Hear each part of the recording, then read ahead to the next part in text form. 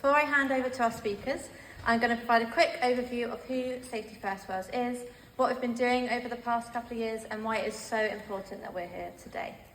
Safety First Wales formed around 2 years ago and is a coalition of sex workers, health professionals, church representatives, anti-poverty, anti-violence and trans rights campaigners. And we formed to decriminalise sex work in Wales and to prioritise sex workers' safety, health and well-being. We stand fully with the decriminalisation of sex work, which has been supported by organisations and institutions such as Amnesty International, who are here today, the World Health Organization, the UN and the Royal College of Nursing.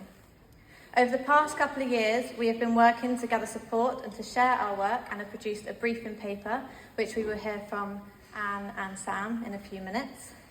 And crucially, Safety First Wales centres sex workers and their experiences. And we actively work so sex workers' voices are heard. When professionals and experts get it wrong, it is sex workers who will be responding from our network. There's always been a focus on the criminalisation of work, but today we can see that there's an active push by prominent members of the current Labour government in Westminster to further criminalise sex workers under the guise of sexual exploitation. We'll be hearing about this later tonight by various speakers. And this would be disastrous for sex workers and must be urgently opposed. This is why, then, that occupying the Senedd is so important. To have a platform where we are focusing on the safety and well-being of women and the prioritisation of resources to sex workers rather than the expansion of criminal justice powers.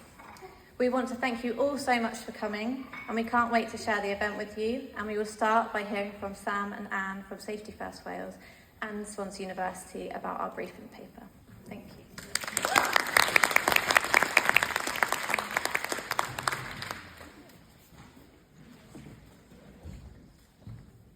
Hi everyone. No, we have to come up the front. Yeah, sorry. Then we can go from there. You can if you want. No, it's all right. Croeso dda I weld gwleidyddion a ffrindiau yma heno. Dyma ein papur briffio, geiriau a gofynion gweithwyr ryw. So, welcome everyone. Here's the briefing paper, the words and the demands of sex workers. So please take one with you. Sex work is the best place to understand their material and social conditions. This is why, since our first meeting in Cardiff, with our London friends actually, but we held it in Cardiff in April 22, Safety First Wales have been working to capture sex workers on the accounts of the situation and context of sex work in Wales. Our briefing paper focuses on the key themes emphasised by sex workers across our network, all across the UK. It makes a number of proposals for change that would improve safety and health whilst reducing poverty, violence and discrimination. So the words of sex workers in here, and they're really powerful. One of our members describes how if you're a sex worker but want to stop, your first universal credit payment takes 5 weeks. How can you survive for 5 weeks without money? There's no option. You have to do whatever it takes. I have to go back to sex work. And this is connected to a broader theme. Majority of women are sex working to support their family. One mother noticed when I started working, absolutely, I was doing it better for my daughter's life. I think this even got worse in the pandemic. As we hear about later, mums face huge stigma for trying to support and provide for their family. Another mother spoke about how all the different agencies think sex workers can be good parents, and because I've been a sex worker, I can't be trusted. It's a get-out clause for everything. As a single parent, and a health worker myself, the stigma is also experienced, and there's some brilliant health workers out there, but when accessing healthcare, sex workers reporting branded problem patients by healthcare providers and ignored by police. I got thinking about this, and I know you can ban unsafe. You can't ban unsafe sex work, but you can ban safe sex work, and that's what we're against. Gwrandewch I gweithwyr ryw, gwaith ryw diogel I bawb. Listen to these words, and let's work together on this.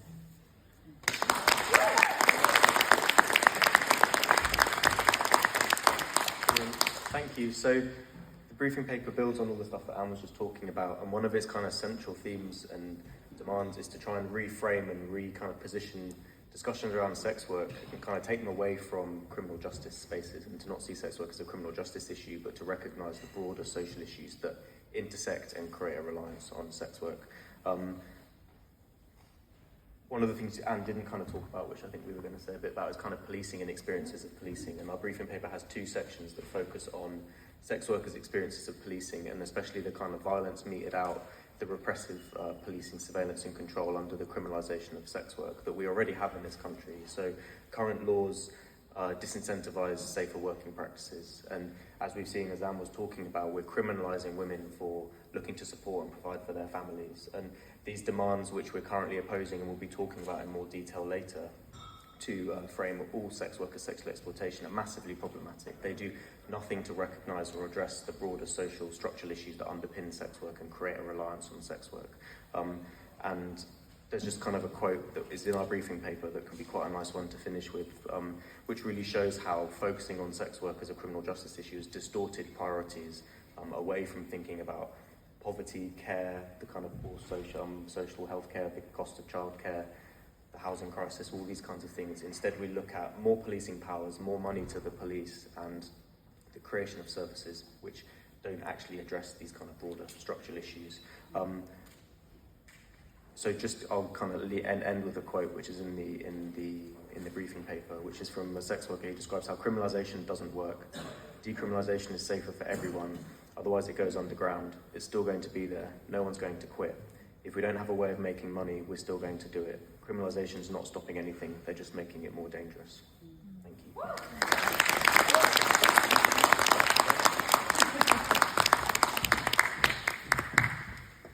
Thanks, Sam. Thanks, Anne. So Sam ended on a quote from our briefing paper, and now we're going to hear some audio testimonies from sex workers in our network that have come to us over the past couple of years. So yeah, we'll just play that now. I became a sex worker because it was the only job that suited my life. I have a disabled child, and it's difficult with all the hospital appointments and looking after her. I needed to work and earn a set amount of money when a bill comes in and come home. I've been disqualified from jobs purely on the grounds that I've been charged with prostitution. Once you've got that record, it's there for life. All they're doing now by keeping it criminalised is keeping women out on the streets. You are taking from them the choice to leave.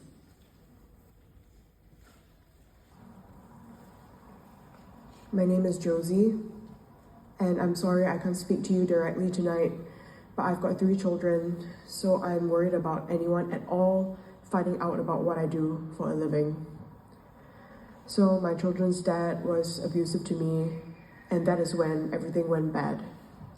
I got help from the ECP, and I went on benefits, or I tried to at least. For weeks, I had nothing to live on. I borrowed from my auntie, but there was no one else in my family with any spare money. And even when the benefits started, it was too little to live on. When the heating bill came for the winter, it took all of the money that was left in my account. And I was going to car boot sales to get their clothes, or for people to give me free stuff on Free Cycle. I worked on the street when I was younger and homeless, and thought that that was what I'd do to give me that bit of extra money to tide me over. But it was really terrible. The police were all over us and threatening us, and they spoke to us like we were worthless. So then I tried working in a parlor, and I couldn't work near home in case somebody recognized me. I'd like to work on my own from home, doing webcamming, because then I wouldn't have to pay so much in childcare, but I'm scared because that means that I have to put my face out there and that my children's father could find out and call social services and have my kids taken away from me. The thought of not having anything to feed my daughter is frightening, and I really can't do that. I will sell myself. And I want you to know that there are a lot of girls out there like me. The women I met at the parlor are all single mums or doing studies, and they just need the money, and there is no other way.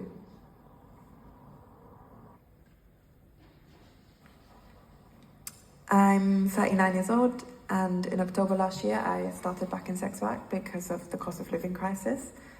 I worked before when I was in my 20s and saved some money, trained as a hairdresser and started working in a salon, and then freelance when I had my daughter.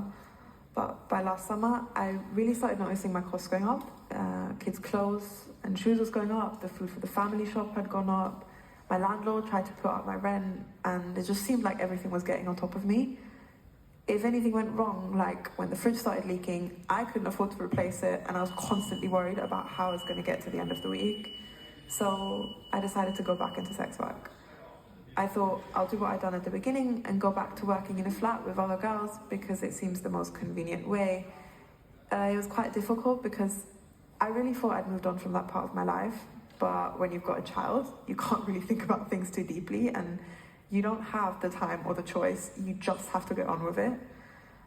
The working conditions were worse than when I was working in my 20s. There were more girls working, which made me scared. The police came in a couple of times and that was terrifying because I thought I'm going to get arrested and then something will happen to the children. And that's when I called ECP and they backed me up and told police to leave us alone, but it was hard still. I felt like I had to take whatever client came through the door to get as much money from each job as I could because I needed every penny. Sometimes I was on my own and then I'm jumpy about everyone that comes to the door and my mind would spiral thinking they might be a killer. I'm upset and furious that I'm back doing this work. I thought I did my time and I got out, I got another job and I have my daughter. I'm a single mum, but I thought I was doing okay, but I still can't actually afford anything special. Children grow, you know, they grow all the time, so they always need something. I'm always out there looking for a bargain. I'm always looking for where I can take them where we'll be warm and they'll be happy. I got asked what I'd say to politicians if anybody was ready to listen. I would say, give mums a break. Don't tell us not to do sex work unless you have another option for us. And get rid of the laws so that we don't go to work scared for ourselves and scared what will happen to our children. If any of us saw officers on the beat up on the Magic Roundabout, you wouldn't feel safer. It'd just be a thing you're going to get a ticket. I had 2 caution tickets. I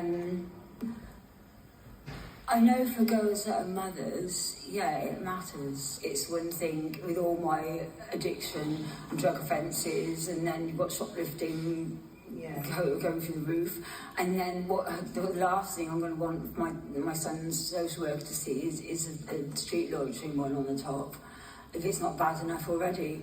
So yeah, it was important for me that not to get lumped with a charge. Say something bad did happen to you and you got 2 offences, then yeah, I think a 3rd one you wouldn't want to report that in case, because it could be one thing being told, oh, you know, you report it won't be counted against you, but that's not our experience of things. We will now hear from Mabon at Wimfor, who is our sponsor this evening, about why we need to prioritise the safety, health and well-being of sex workers and oppose criminalisation. Thank you.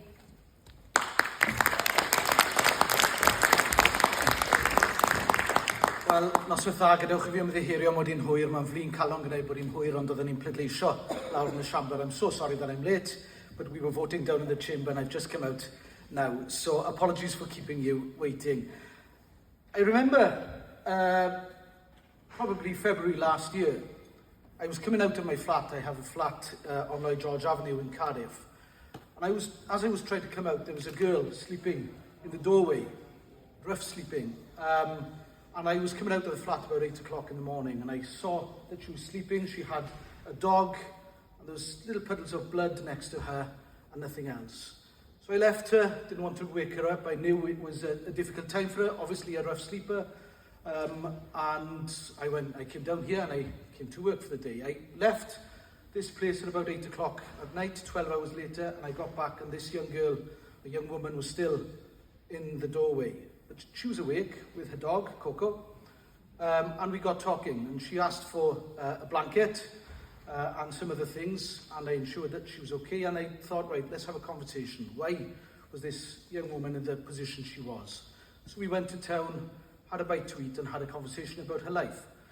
She was a young woman that was born into a family of drug abusers, and she started to abuse drugs and substances herself, and she was taken out from her family and put into care. Left Cardiff area, put into care in the valleys, and moved around the various valleys around Cardiff before coming back to Cardiff. She was handed from one family to the other. She had no choice in any of this. This wasn't her choice, she was born into this.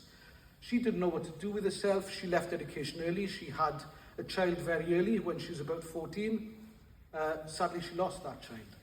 But she didn't know what to do with herself. She didn't know how to get an income. She didn't know how to deal with her life. So she went into being a sex worker. And this issue became very, very live for me at that point. I had not really thought about that until that point. I'm a middle-class, privileged white man. It hadn't come across my desk. But this became very, very real. And so that brought the issue to life. It meant that this was happening in our capital city. It's happening now.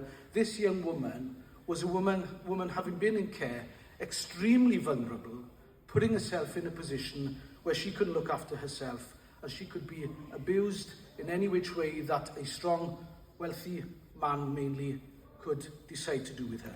So we need to change that. It's wrong. She was the one that's being persecuted. She's the one being told that her life is wrong. She's at fault, while everybody else gets away with everything that they might want to do with her. That's completely wrong. That's a system that must be changed. And if we have an opportunity to do that, if we can do that in this place, then let's do it. And it's so good to see so many of you here. We've got over 50 people here. Not often do we get events in this Senedd with over 50 people. So I'm glad that this event has been organised. And this issue is now on the agenda here. At last, we are talking about an issue which has been brushed aside and hidden away for far too long. So let's discuss the issue. I'm keen to hear what you have to say tonight, and I'm pleased, therefore, to sponsor the official launch of the Safety First Wales event here tonight. A coalition that's brought together sex workers with community organisations, academics and professionals. Their excellent briefing centres sex workers' experiences and needs, and therefore can be extremely helpful in informing our policy and practice in Wales. If the government, in fact, if we as politicians and everybody else genuinely care about reducing the proximity of sex workers to harm and exploitation, then we must focus on policies that tackle the inequalities that trap individuals in prostitution. We've already heard, and we'll hear more, about how a majority of sex workers are women working to support their family in the absence of viable alternatives. Entrenched inequalities, poverty, a housing crisis, tell me about it, I know full well about the housing crisis, having been a housing spokesperson, inadequate welfare and healthcare provisions. I'm now a health spokesperson, I know full well how that's impacting, especially on women, and how these things create a reliance on sex work. This is why we can't hope to promote the safety and well-being of sex workers without recognising and addressing the broader social issues that underpin sex work. As our speakers this evening have outlined and will outline, there is overwhelming international evidence to show that the further criminalisation of prostitution does nothing to address these entrenched problems, but instead puts sex workers at greater risk of violence and exploitation. Our current laws criminalise women for adopting safer working practices and reinforce stigma. In Wales, our focus should be on implementing policies that have been demonstrated to enhance the safety of sex workers. As we will hear, this means decriminalising sex work and targeting resources to sex workers to empower women to leave prostitution if they so choose. So you haven't come here to listen to me. Thank you for your patience, thank you for your time, and I look forward to hearing the rest of the contributions. Diolch yn fawr iawn i chi gyd.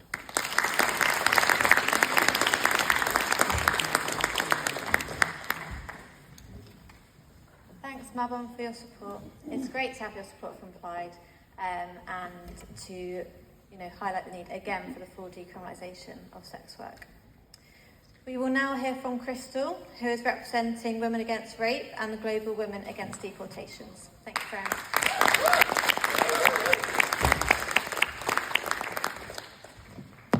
Thank you very much.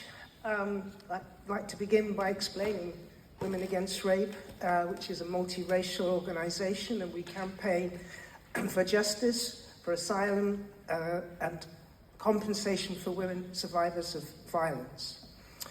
Women of all races and nationalities, including asylum seekers, trans women, sex workers, and we've worked with the English Collective of Prostitutes now for several decades. And I'm also in Women of Colour in the Global Women's Strike. Global Women Against Deportations is a coalition of groups at the Crossroads Women's Centre, where we're all based, and which campaigns to end destitution, detention, and deportation. And war is active in that coalition. So we're really glad to have been invited here and to be supporting Safety First Wales. And we absolutely agree with the demands to end criminalisation of sex work, because it's proven, as others have said, to increase safety. And we also agree with the demand for the money to come into women's hands so we can leave prostitution if they choose. Women asylum seekers only get about £41 a week to live on. Some get much less, in fact, around £8 if they're in hostels. So many are pushed into prostitution. All African Women's Group, which is a 100-strong group of women asylum seekers and refugees, is part of GWAD, describe how they face an extreme sexist, racist, hostile immigration process. This has been getting worse and worse over the decades. You only have to look at the treatment of the Windrush people and to know that the purpose behind the immigration laws are to whip up hatred and divide us one from each other. Women spend years waiting for asylum and immigration decisions. They're forced to live in slum conditions and hostels. They're denied health care, money to travel, even to take their children to school. And many migrant women are denied access to public funds under the no recourse to public funds. A lot of the women in All African Women's Group are mothers, and we've had to fight and launch campaigns with them to make sure their children get the food that they're entitled to. And really some of it is heartbreaking, what mothers go through, including one mother who had a 6-month-old baby crying all the time because she couldn't feed her properly. And the food that she was getting and being given was out of date, and it was food for a much older child. This is the kind of treatment that women are putting up with. And they go to organisations like Migrant Help, which is supposed to be there to help, but they wash their hands of what's going on. So no mother is going to sit by and let her child go hungry. And so there's no question as to why women turn to prostitution. We work collectively to help women understand their own asylum claims and cases and to fight. And we win a lot. But the mountain is high, and women usually come to us after they have exhausted their asylum claims and have been unjustly refused, and they're left destitute and dependent on others in violent and exploitative relationships and situations which they can't leave. So this is described in a report that we did called Up From Destitution, which is available on our website. Turning to sex work under these circumstances means that you end up working in the most difficult and dangerous ways because you have no power to refuse any other offer of money. So migrant women and women of colour are particularly targeted by the police for arrest. And violence against sex workers, as we've heard, is a massive problem. Yet sex workers, like many other women, can't get justice. Rape has been effectively decriminalised in England, with only around 1% of all reported rapes reaching conviction. and 2 women a week are killed by their partners or former partners. And then there's the horrendous and additional prejudice that sex workers face. For example, women we work with have been told prostitutes can't be raped. And with the English Collective of Prostitutes, we helped 2 sex workers take a private prosecution against the man who raped them because the CPS refused to even prosecute. They were so bigoted that they said that the women would make unreliable witnesses. We won that case, and the man was sent down for 11 years. Well, I have to say there was a very amazing play that was written about the whole of the private prosecution. Sex workers are deterred from reporting violence because they fear being arrested themselves. Violent men know this, and particularly if you have an immigration status, they know it. And sometimes they're even ready to tell women that they know that they won't be able to report it. So all of this is at a time when more is coming out about police rape and violence, corruption and impunity. The killing of men like Jean-Charles de Menezes and more recently Chris Cabot, for example. For decades we've been supporting women who've been raped by the police, raped by strangers, colleagues and or partners. And back in 1985 we supported Jackie Berkeley after she was raped by Manchester police. And we said at the time, who do we report to when the rapists are police? Now people know that police rape. David Carrick and Wayne Couzens have made that clear, that they rape and kill. And for too long, police perpetrators have evaded prosecution and have even got promoted. So we're horrified that prominent organisations, and in fact Becky also raised this, who's supposed to be there for those of us who are victims of violence and for young girls, have really ended up calling for criminalisation of sex work in the form of criminalising clients. All the evidence shows that this will increase violence. So why aren't these women addressing the poverty, the homelessness and the widespread destitution that makes all women more vulnerable to violence? We wish Safety First Wales every success in addressing these problems and in making sure that grassroots women's voices are heard, and we're absolutely ready to do everything we can to help. Thank you.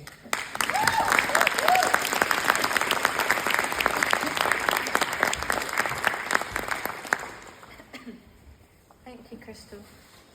We will now hear from Chiara from Amnesty International UK, who will speak about human rights and decriminalisation. Thank you.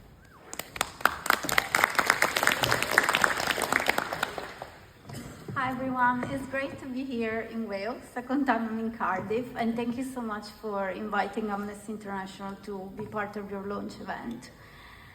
So Amnesty has long recognized that decriminalisation is the best option to protect the human rights of sex workers. For sex workers, the right to health, to housing, to an adequate standard of living, to private and family life, and to be free from violence or degrading treatment cannot be protected or fulfilled unless sex work is first decriminalised. There is still a misunderstanding that decriminalisation would encourage sex work or decriminalise trafficking and exploitation, but it's exactly the opposite.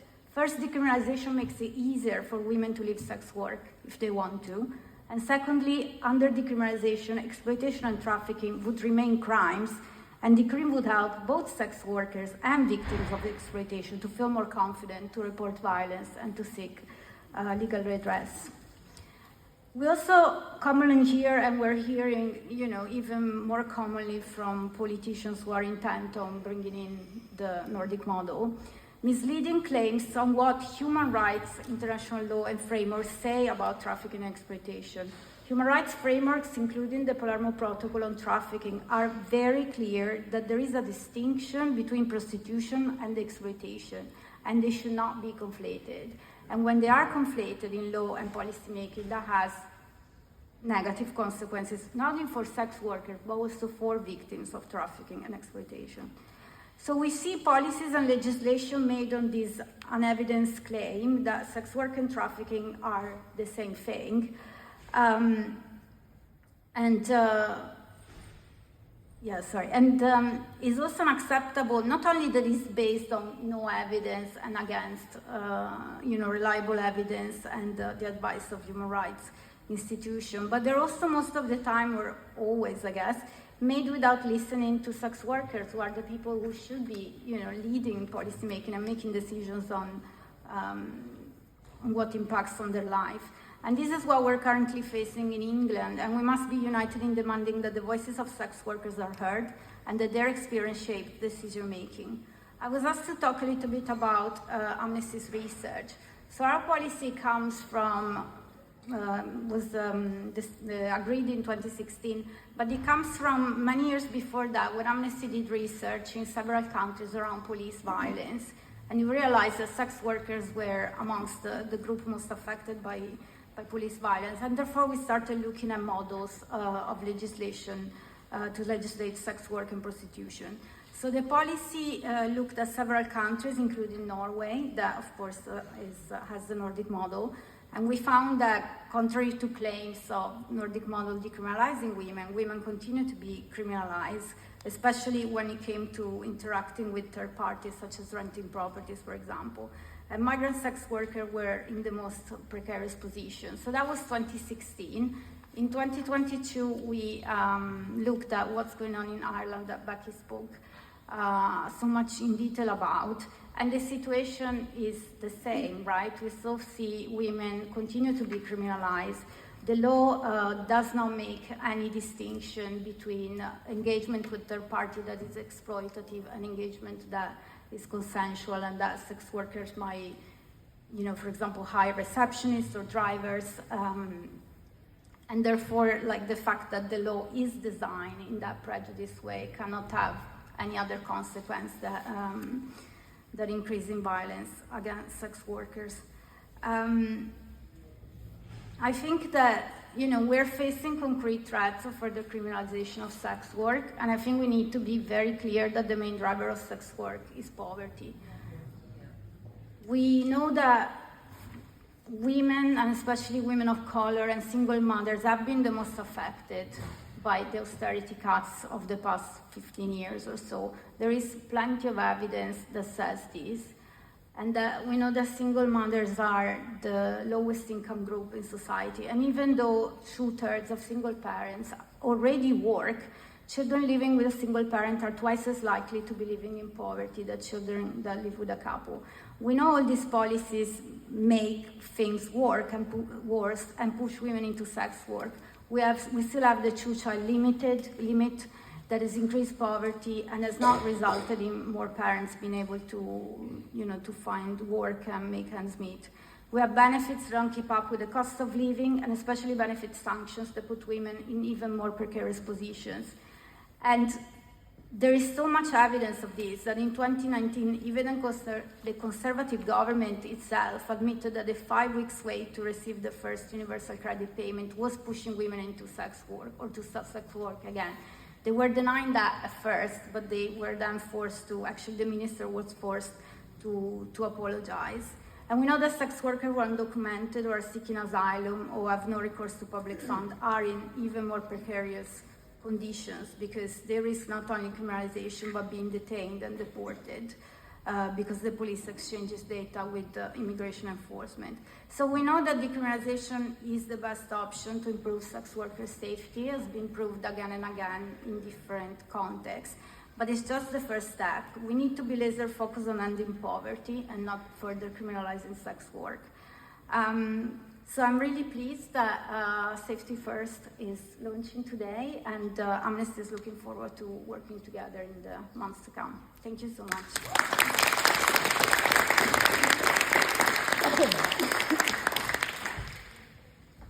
Thank you, Chiara. We will now hear from Leanne Wood, who will speak about her support for Safety First Wales. Thank you.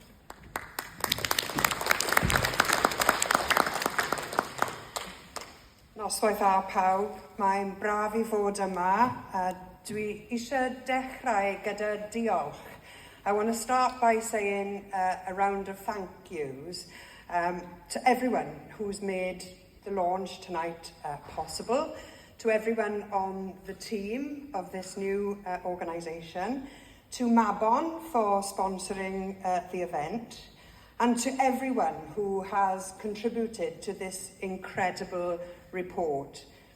And finally, to everyone who's prepared to listen to the compelling case being made here, and even better, if you are prepared to act on its findings. Now, I don't intend to spend much time here this evening. I've had plenty of opportunities to speak in this place in my past. And I'm here to voice my support for the work of Safety First Wales. And crucially, that work means centering the voices of sex workers in the debate that's about them. The words, "nothing about us without us," are really important here. And this report starts with those voices identifying the challenges facing them and proposing solutions which put safety and well-being at the forefront of policy, funding and decision-making. Any policy or decisions made without those voices being at the fore risks being patronising or paternal, and risks decisions being done to rather than with those affected. It risks not centering safety and therefore making workers less safe, and it risks pushing sex workers further underground, as we've heard, more hidden than they are already. So in this brief message of support for the Safety First Wales network, I just want to leave you with that very simple one point. Nothing about sex workers without sex workers. Anything less simply fails them. Diolch.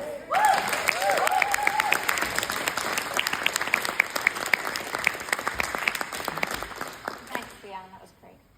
I would now like to pass over to Carrie from ECP.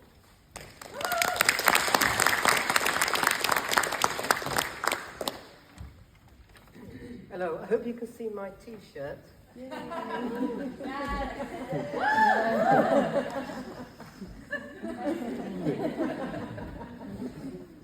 Just to make a point. Okay. Yes, the ECP was involved with Safety First Wales from the beginning, and we're very glad to be part of this coalition. Which it's made a way for sex workers to be heard, both women's experience and demands. We are a sex workers collective with a national network, including now in Wales. Most sex workers are mothers, I think as somebody else has mentioned, mostly single mothers. We as the ECP campaign for decriminalisation on the basis of safety and rights, and for resources, so that we can leave sex work if and when we choose. We also have an international network in the US and in Thailand, and now in Ireland, with the Street Workers Collective. We're based at the Crossroads Women's Centre in Kentish Town in northwest London, and other organisations there are backing Safety First, particularly Support Not Separation, which I think is somebody's going to speak from the floor, and Women Against Rape, who you've heard already. I just wanted to raise two things. The first is how money, we've heard that it's just about poverty, it's all about poverty. The thing is, how can money be practically re-diverted from prosecution into women's hands for our protection and support, and to keep children with their mothers? Sex workers are at risk of losing our children because we're criminalised, and then they label us as unfit. Even though the only reason we're out there doing this job is to put food on the table for those kids and put shoes on their feet. That's the only reason people are doing it. The whole thing is completely outrageous. And we've had women in our network who have had their children taken away, and they've spent the rest of their lives trying to get those children back. It's an absolute tragedy. Our first example of redirecting money is a guaranteed care income pilot project which is happening in the US, and it's initiated by our sister organisation, the US Prostitutes Collective. It provides payments of $2,000 a month to 10 women who are single mothers who are at risk of criminalisation and of losing their children to social services. Not all of these women are sex workers, so that women aren't labelled, as sex workers if they're part of that programme. This pilot scheme only started a few months ago, and it's quite small, but the benefits are already emerging. Women report that as a result of having money, that their physical and mental health is improved, they have more time with their children, are less stressed and worried, and the children are benefiting. It's just fantastic. Something like that could be done here. The Senedd could, or people could set that up, it could be set up. In fact, Wales has the example of the Care Leavers project, which we were talking about a bit early on, where 638 young people who were leaving institutional care were given £1,600 a month for 3 years. And the young people described how having more financial stability meant they could think and plan for their future and take charge of their own lives. And so many care leavers end up criminalised, and many end up, in prison and homeless, and their lives, shortened. And this was a real change in Wales when this project was, and I think the scheme is still running, but Jan might want to talk about it. We're often told there is no money for this kind of support, but we should remember that public money has been deliberately being funneled, towards the wealthy. And there are now 165 billionaires in Britain.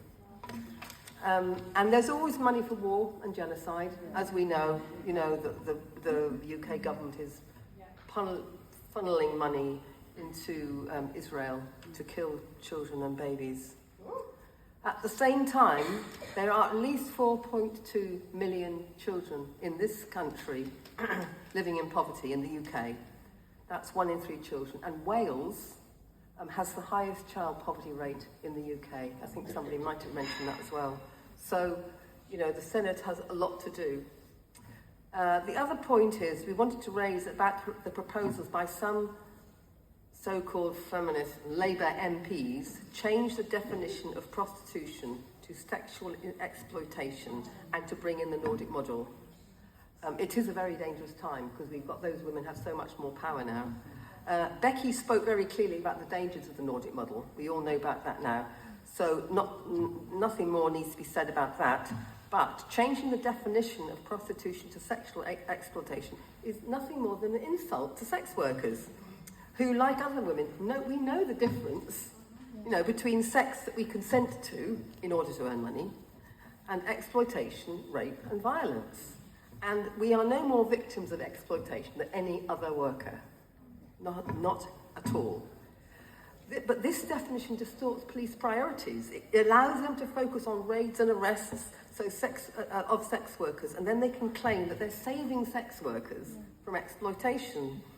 Well, of course, as always, they are systematically ignoring the rape and other violence that sex workers and other women are reporting to them. But, this really allows them to go in another, even worse direction. Okay, we're doing sex work because we've been forced to find our own solutions to the poverty that has been imposed on us as a deliberate policy of destitution and devastation against working class people, starting with single mothers and including immigrant and asylum seekers who are paid even less. Somebody mentioned, I think it was Crystal, are denied benefits or not allowed to get a job at all, another job. So what are we supposed to do? As we've seen in New Zealand and now Belgium, and there are some states in Australia where they sort of have decriminalisation. Decriminalisation really does work, and I think we're going to hear from Catherine Healy. We understand that the Senedd can't implement decriminalisation. You can't do that on your own, but can support it. And it can also address women's poverty. And if it's serious about supporting sex workers and reducing prostitution, and making sure that those of us in Wales who continue working are able to do in the safest possible way. This is what they can do. And it can give leadership. It can give leadership from Wales to the rest of the UK and the world, in fact. Safety first. Safety first. In Palestine.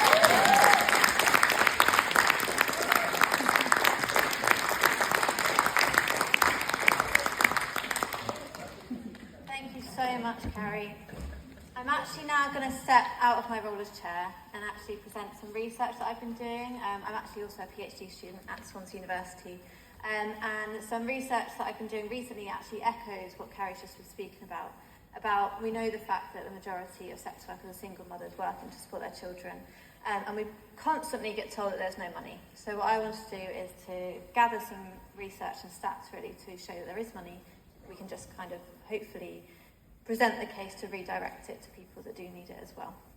So, as Carrie said, in Wales we have the worst child poverty rate of all UK nations, with 29% of children now living below the poverty line, which was already set at destitution level.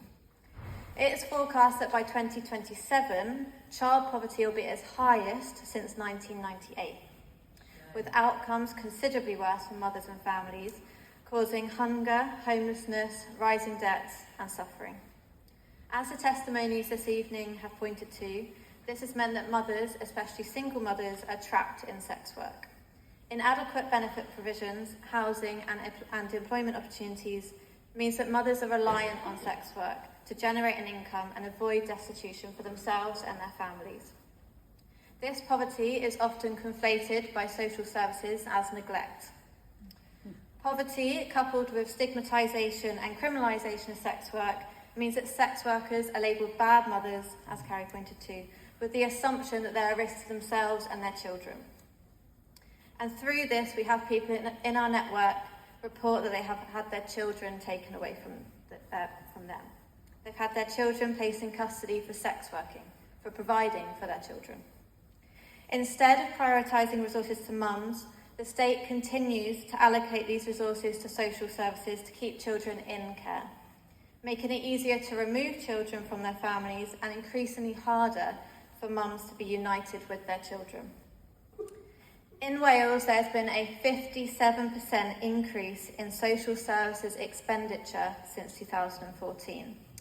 The annual cost for children's social services is £476 million. That's £66,000 per child per year. So the money is there. And also, these are figures, not all the figures are out there, so I've done this off what is out there, which, you know, we can have a little think about that and what that means. Poverty is a key factor in children being removed from their families, as we've mentioned. So instead of spending this amount of money on keeping children in care, why are we not directing this money to mothers to support their children?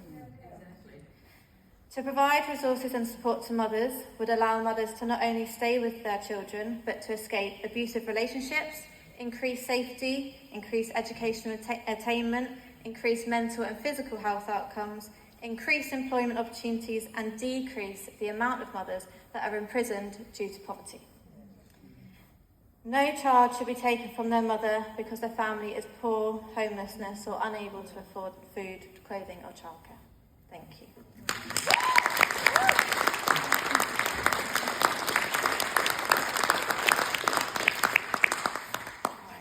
Let me just check where we are. So, we're now going to hear from Dame Catherine Healy, who is from the New Zealand Prostitutes Collective. They have decriminalised sex work, and this is just a short clip about why we need decriminalisation here in Wales. So, why should Wales decriminalise sex work?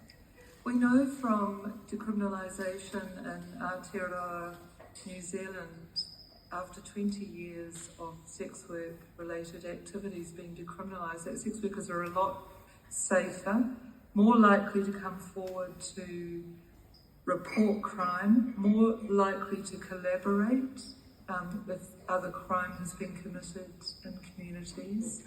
But in a practical sense, you know, the perception that if we were to decriminalise, you know, people were saying, oh, there's going to be sex workers everywhere. etc. And our school children are going to be badly influenced.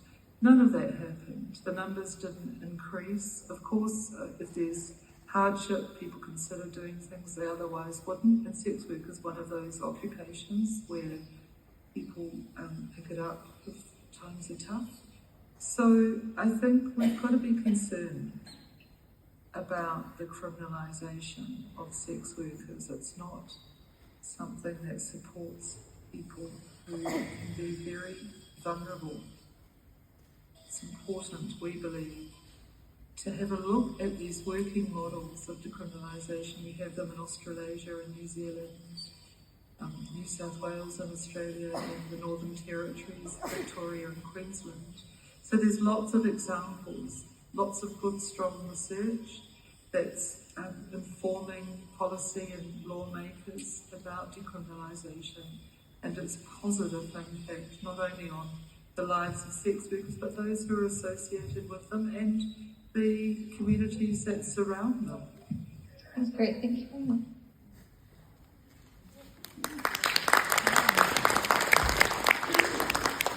Okay, so we will now hear from a number of organisations and individuals from the floor about support for Safety First Wales. Waiting for a very long time, and I just wanted to mention Nikki Adams, who wants to come, do a lot of work to help coordinate this and the coalition, and unfortunately wasn't able to be here, though Carrie did a fabulous job, of course. But I just wanted to say two things. Hillary, what you said about the election obviously is important. Elections are always important, and we have had a massive defeat today with the US election. Yes. And we have to acknowledge that things have changed and that we really need each other in a different way as a movement, and the different sections of the movement, the sex worker part of it being one. But obviously, as sex workers or not as sex workers, we're involved in many other things. Many of us demonstrate for Palestine. I'm sure that's true with many people who are here in this room. And we have seen a real criminalization of our movements, which has been happening for some years and which is escalating. Yeah. People are being criminalized just for opposing genocide. Genocide is now being criminalized, never mind what's happening in the International Criminal Court. They're ignoring that, and they're carrying on, and nobody's stopping them. And the people who are trying to stop them are criminalized. Yeah. So, this is happening across movements. We've seen it with climate justice. We've seen it with the police killing people and getting away with it. Chris Garber being the last one. There's a whole program about Jean-Charles de Menezes now, in a few days, where we're going to hear from the man who shot him. And they have been getting away with murder all along, just like social workers have been getting away with taking children from their mothers, traumatizing them for life, and then the mothers committing suicide as a result. That's the world that we live in. And now, we have Donald Trump, who is a known rapist, who is a known male supremacist, who is a known racist, you name it, and a billionaire who doesn't pay taxes. And that is now the ideal of what we're supposed to aim for. Not we, but, people think this is great. We're all going to be billionaires and we're all not going to pay our taxes. Fantastic. And we're going to be able to rape women and get away with it and kill black people. So we really need each other more than ever across movements. Somebody spoke about bravery. Well, I don't know, but we are going to need bravery, because we are going to need certainly commitment, and we are going to need to stay the course. Because the times are going to get harder for many of us. I think the Palestinians, sadly, and this is the last point I wanted to make, is that there also hasn't been anybody to vote for most of the time. Leanne, you were an exception, and we weren't here to vote for you. But seriously, there hasn't been anybody to vote for. The US election is a terrible defeat that Trump was elected.